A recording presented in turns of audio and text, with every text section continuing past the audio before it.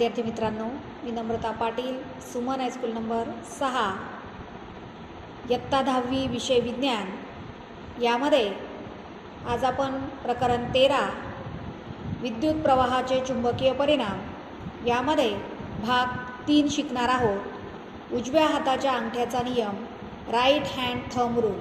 विद्यार्थी मित्रांनो, यापूर्वीच्या तासाला आपण सुरेख वाहकामधून वाहणाऱ्या प्रवाहाद्वारे उद्भवणारे चुंबकीय क्षेत्र याचा अभ्यास केलेला आहे आणि त्याच्यामध्ये समकेंद्रीय वर्तुळे आपल्याला कशा प्रकारे मिळतात त्याचा प्रयोगसुद्धा आपण केलेला आहे। आकृती 13.6 मध्ये आपण त्याचा अभ्यास केलेला आहे। आज आपण उजव्या हाताच्या अंगठ्याचा नियम शिकू, राईट हँड थंब रूल। एखाद्या विद्युत प्रवाहाधारित वाहकासोबत जोडलेल्या चुंबकीय क्षेत्राची दिशा नक्की करण्यासाठी एक सरळ उपाय आकृती 13.7 मध्ये दर्शवलेले आहे।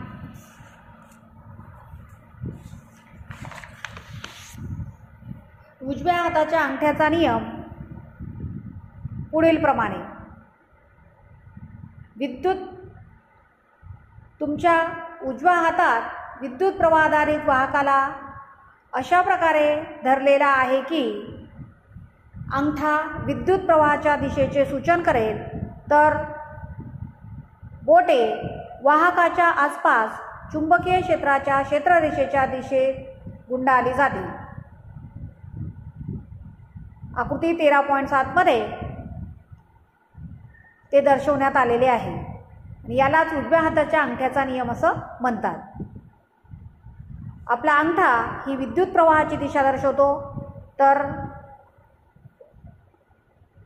वाहकाभोवती गुंडाळलेली बोटं ही चुंबकीय क्षेत्र तिथे दर्शवतं।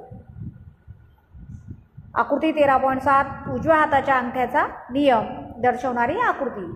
त्यासाठी तुम्हाला एक उदाहरण दिलेलं आहे। उदाहरण 13.1 एखाद्या समशितीज पॉवर लाईनमध्ये पूर्वेकडून पश्चिमेकडे विद्युत प्रवाह वाहत आहे।